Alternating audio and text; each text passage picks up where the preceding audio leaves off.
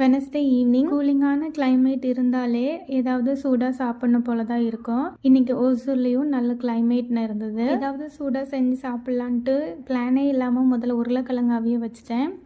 ஒரு சைடு டீயும் போட்டு முடிச்சிட்டேன். உருளைக்கிழங்கு அவிஞ்சதுக்கு அப்புறம் தான் சீஸ் இருக்குன்னு ஞாபகம் வந்தது. அப்போ சீஸ் பால் செஞ்சிடலான்ட்டு பிளான் பண்ணிட்டேன்.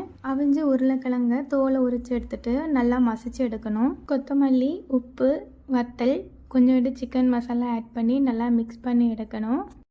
இதுக்கு முன்னாடி மேகியை வச்சு இப்படி செஞ்ச மாதிரி ஞாபகம் இருக்குது.